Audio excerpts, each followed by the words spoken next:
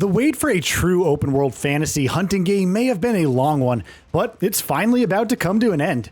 Dragon's Dogma 2 will be releasing in the next few weeks, and it helps, of course, that everything that we have seen of it thus far, and we've seen quite a bit, has looked incredibly promising. Now with the open-world action RPG not too far away from launch, here we're going to go over a few key details you should know about. Open-world details. Dragon's Dogma 2 is obviously set to make several key improvements where its open world is concerned. The most obvious is its sheer size, with a map that's going to be huge, while on top of that, the developer is also promising a completely seamless experience, which means you'll never hit a loading screen while exploring the world's different locations, dungeons, and what have you.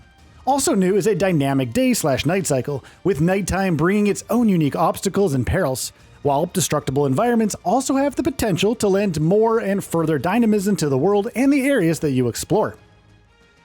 Side content. From everything the developer has said and shown so far, it's clear that Dragon's Dogma 2 is putting quite a bit of emphasis on optional content.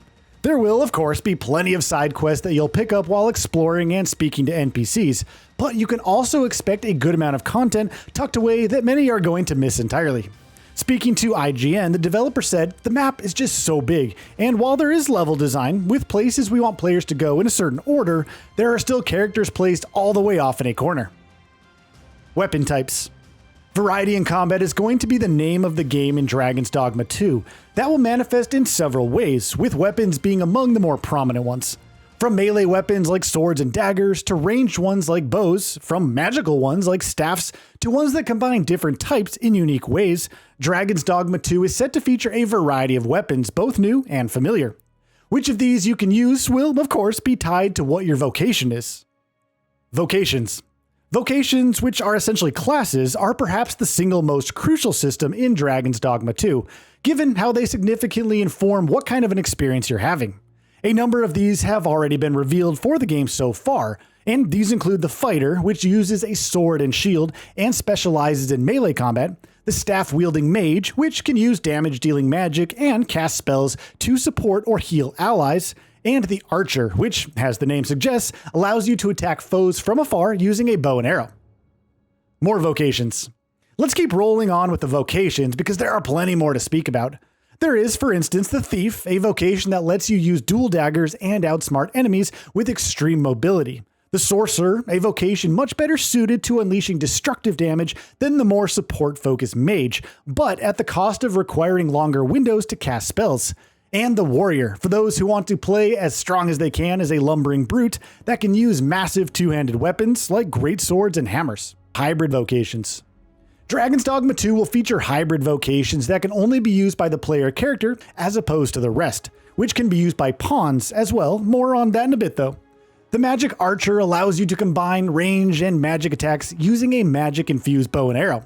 Then there's the Trickster, a new vocation that focuses on fighting enemies by conjuring illusions and smoke by using a unique weapon called the Censer. There's also the Magic Spearhand, allowing you to combine melee and magic with a unique new weapon known as the Duo Spear. Finally, there's the entirely new class known as the Warfarer, which has the unique ability to use skills and attacks from each vocation, but at the cost of lower base stats. Vocation Meisters. For those seeking mastery in whatever vocation they decide to pick, Dragon's Dogma 2 will allow you to seek out Vocation Meisters, who are characters who have fully mastered their specific vocation. Players will be able to deepen their relationship with individual Meisters, and doing so will not only allow you to gain access to their mastery of the vocation, but also help you learn special exclusive skills for that vocation. New race. While creating your character in Dragon's Dogma 2, you're going to be able to pick from one of 3 races as you play. And though humans and elves are obviously familiar ones, an entirely new race is also being introduced in the form of the Beastren. As their name suggests, Beastren are humanoid beast-like beings covered entirely in fur. Hailing from the nation of Battle, thanks to its harsh environs, the Beastren have a completely different culture to humans and elves that revolve around their empress and doesn't hold pawns in the high regard that others in the world might do. Pawns. Pawns are, of course, going to be a critical part of Dragon's Dogma 2. These fully customizable AI-controlled party members will serve as your companions throughout your journey, with one of them being entirely your creation and 2 more created by other players also joining your party. This time, pawns will also have specializations, a new feature that will give them unique attributes, like, for instance, being fluent in Elvish and helping translate it should you need it.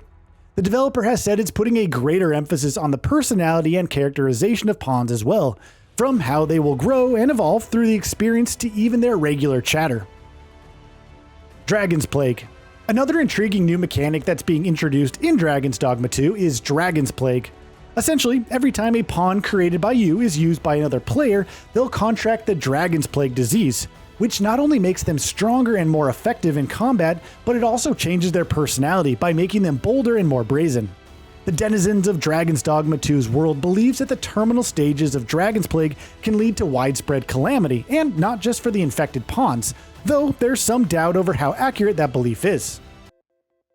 No quest boards or markers. Dragon's Dogma 2 is going to try and ground players in its world in a number of different ways, with one of the more prominent ones being how it's eliminating a lot of the gamified tropes of the open world genre. For instance, there will be no quest boards or markers in the game. Instead, players will have to pay attention to, say, NPCs, how they're behaving, and the things they're saying. Paying attention to your pawns, who can lead you to different quests in a variety of ways, will also be important. Just one save slot. Creating multiple saves is almost a habit for a large number of those who regularly play open world games at this point, but sadly, Dragon's Dogma 2 will not allow that. Dragon's Dogma 2 is going to have just one single save slot, and that slot is going to be shared by both manual saves and autosaves. Enemies and bosses. Enemy variety is looking like it's going to be another one of the game's pillars. Already, the developer has revealed a startling amount of creatures of all shapes and sizes that players will be able to fight in the game, each coming with unique strengths and weaknesses and demanding different strategies. This will include the likes of dragons, minotaurs, wights, griffins, ogres, undead, golems, chimeras, goblins, and much, much more. You can, of course, also expect plenty of massive, ridiculously large-scale battles. One that has already caught the eye is Talos, a monstrously huge bronze giant that towers over mountains. Dynamic events. Emergent gameplay is going to be the name of the game in Dragon's Dogma 2, with the developer promising a world where its many systems and mechanics will constantly be interacting to create entirely dynamic events that will feel almost scripted in nature. Speaking to Edge magazine about one such experience he had while playing the game, the developer said, "It felt like a scripted event, but Dragon's Dogma 2 doesn't have scripted events. There are no invisible flags or triggers that can cause certain events to occur. Everything that happened that day happened dynamically because of how the game's rules and systems interact with one another." PC requirements. Now, if you're planning on playing Dragon's Dogma 2 on a PC, you're going to need a pretty beefy rig. On minimum settings, which will run the game at 1080p and 30 FPS, you'll need either an i5 10600 or a Ryzen 5 3600, along with either a GeForce GTX 1070 or a Radeon RX 5500 XT. Meanwhile, to play on recommended settings, which will run the game at a 2160i resolution and 30 FPS, you'll need either an i7 10700 or a Ryzen 5 3600X, along with either a GeForce RTX 2080 or a Radeon RX 6700. Finally, to play with ray tracing enabled, you'll need either a GeForce RTX 2080 Ti or a Radeon RX 6800.